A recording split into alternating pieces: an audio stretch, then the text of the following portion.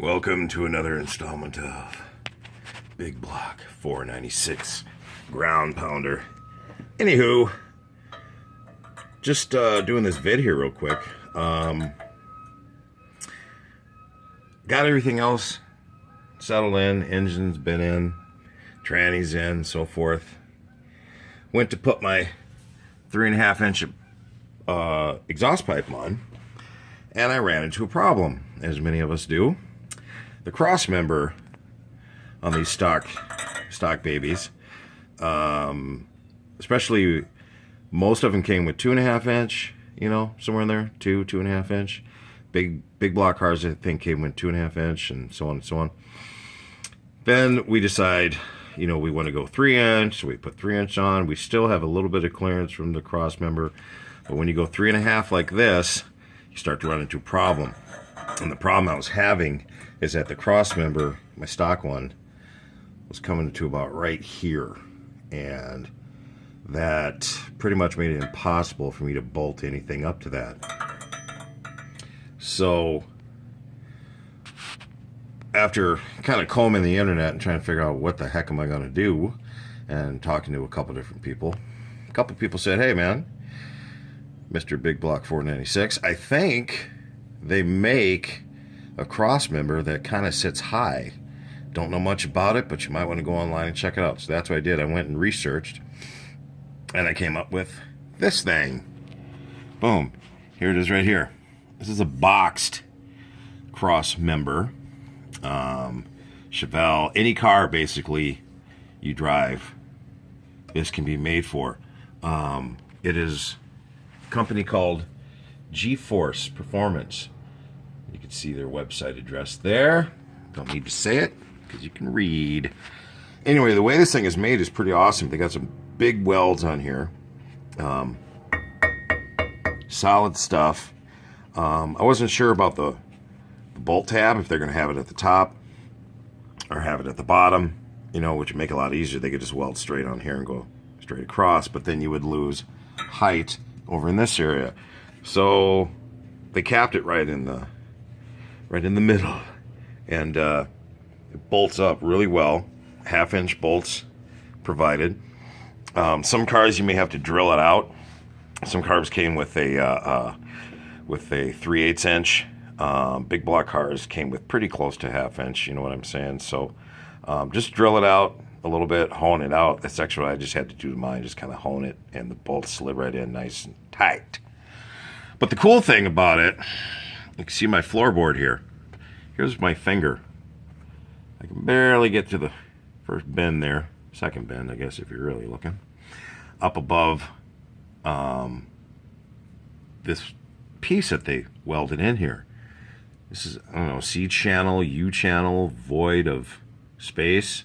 But the cool thing about it is that if you look at it, now I can bolt my 3.5-inch exhaust up without a problem. You see all that clearance?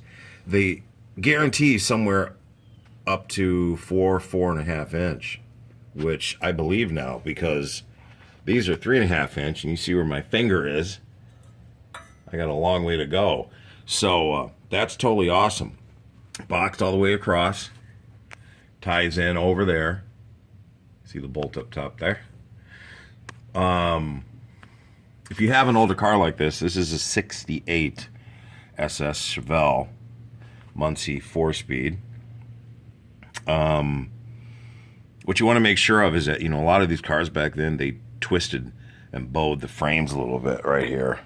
Coming, all the way from this point back to there, bowed out. So you're going to gain probably like 1/4 to 3/8 of an inch. So when you, and I'm sure a lot of you guys have ran into that, when you try when you unbolt everything and you try and put your cross back in, all of a sudden it doesn't line up. So you have to get one of these, come along here, tie it in right over there. Where was I?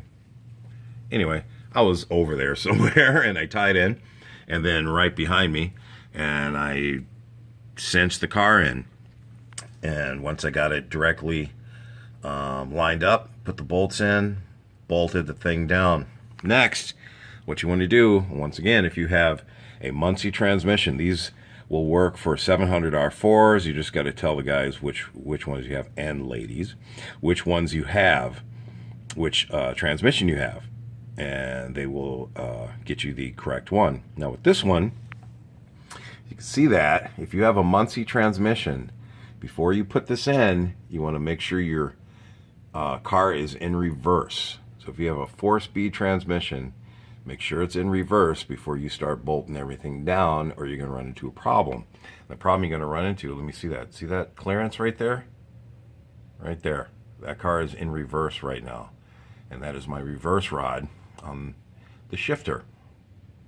Because the problem you're going to run into is you're going to bolt it up, and then you're going to try and put it, you know, you're going to be all, hey man, I can't wait to get out and drive this thing. You're going to try and put it in reverse, and it's not going to go in reverse because the shift linkage is hitting it.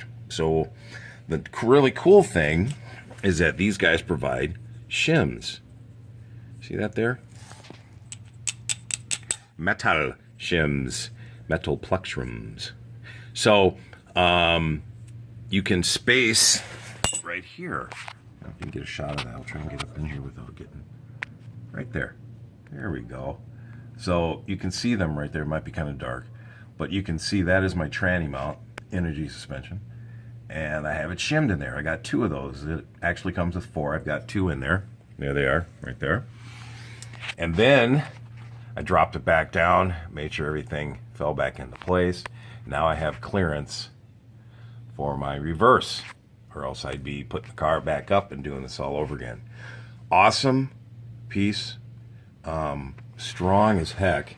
You can just tell, I mean, this thing is pretty heavy duty. If you could think, it looks like somebody just said, hey, let's take a hitch off a truck and make it into a cross member for all kinds of cars, because that's how heavy duty this thing is. It's really awesome. Just a little tidbit, nothing more. That's all I got to say about that. If you guys need anything else, just subscribe and ask me any questions in the bottom. Talk to you later.